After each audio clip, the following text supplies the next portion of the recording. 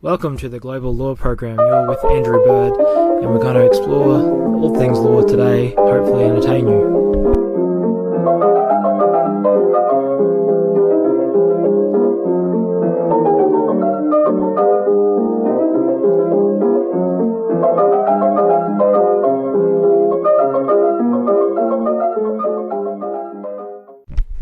Welcome to the 7th Global Law Program.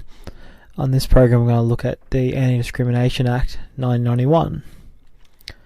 Now, for a couple of quick-to-view summaries.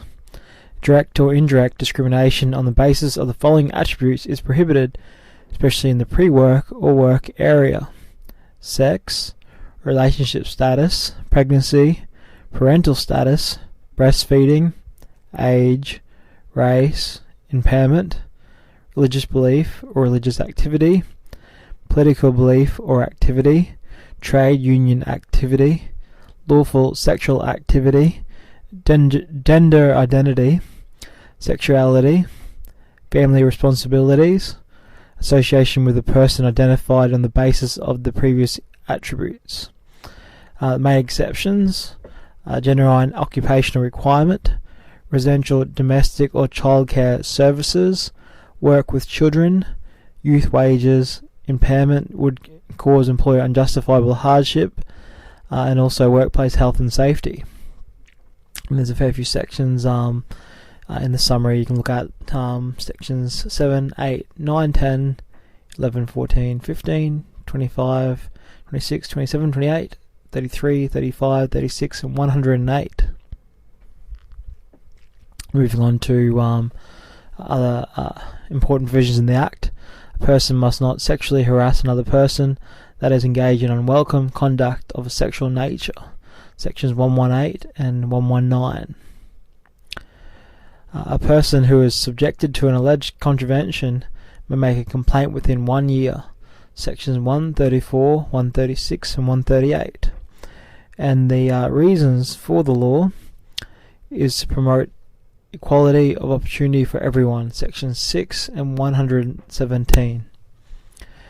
Relevant links is Anti-Discrimination Commission Queensland.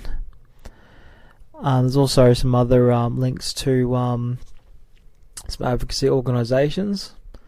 That concludes the review of the Anti-Discrimination Act 1991. I'm sorry to have reported this to you late. The WOW Brisbane 2015 Festival was held from 19 to 21 June 2015. The festival celebrates women of the world, WOW, and the festival took place at QT Gardens Point and QPAC. The objectives of the festival were to celebrate the achievements of women, particularly local women across all walks of life. It was to discuss those issues that are still barriers for women and girls and identify solutions to them, and build strong communities of women by leaving a lasting legacy of new conversations, networks, and a belief in our power to make change happen. So there's lots of talks and events, and it came originally it was created in London. So yeah, it was good that it was an international festival held in Brisbane. So yeah, maybe go to the event next year, check it out. The festival website was wowaustralia.com.au. Talking all things new, this is quite exciting. The Supreme Court Library of Queensland has actually joined, has an account on YouTube. They've got 3 videos uploaded now on the front page. One is 2015 lecture series, Associate Professor Warren Swain on Lord Mansfield. There's a judicial video, case management in the Planning and Environmental Court of Queensland, and another lecture series by the Honourable Justice Patrick Kern on Sir Edward Coke. So, yeah, quite fascinating that the library is coming on board with YouTube. What I've come across lately is there's a new app for smartphones called PlantNet. It is an image sharing and retrieval application for the identification of plants. This kind of app or similar application could come in handy for identifying plants, but particularly pests like pest weeds and kind of other similar type of vegetation. So that's very handy for farmers and perhaps even rangers and even people who are on holiday. So the government should consider investing in a similar type of app for the Australian people. This was something I found out when I was down in Canberra. The Windows to the World, it's like a exhibition will be held at in Canberra, September through to October.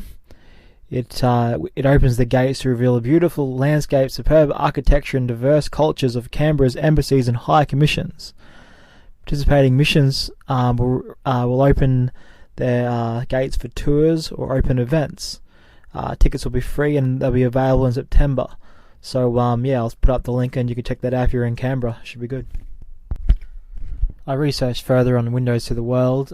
Basically, the participating embassies and high commissions committed to the event include the embassies and high commissions of the Philippines, USA, Greece, Netherlands, delegation of the European Union, Algeria, Botswana, Mongolia, Malaysia, and Thailand, and it's been a big involvement of the Mexican embassy as well. So yeah, stay tuned, watch this space.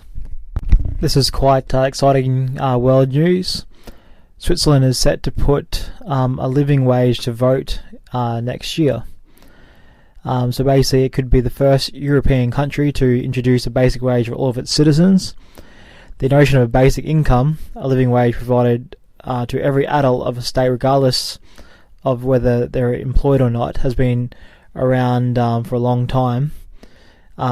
Basically it would cost the system about the same as social welfare benefits.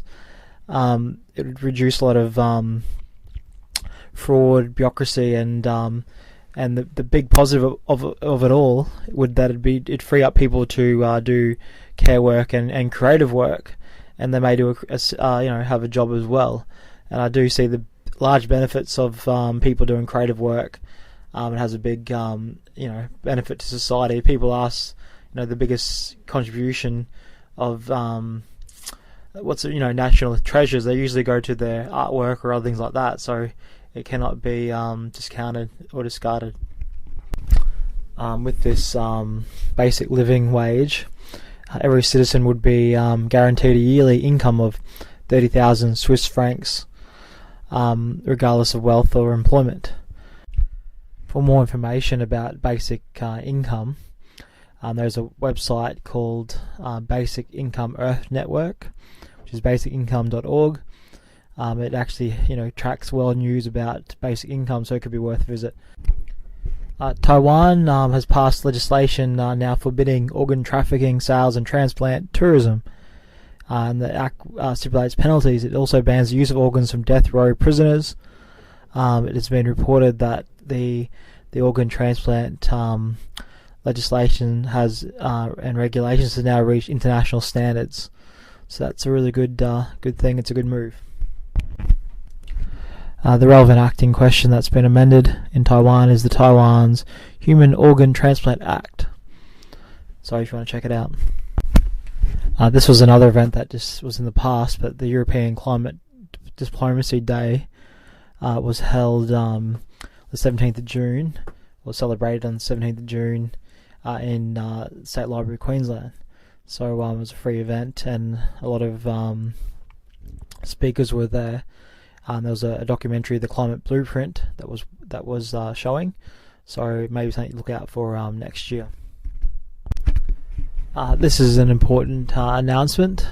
There was a exposure draft bill and associated explanatory material that would amend the GST law to give effect to the budget decision to ensure digital products and services provided to Australian consumers receive equivalent GST treatment, whether they're provided by Australian or foreign entities. And now you can actually make submissions on the draft legislation and draft explanatory material. Closing date for submissions is Tuesday, 7th of July 2015. And I'm going to provide the link for that. And that concludes today's program.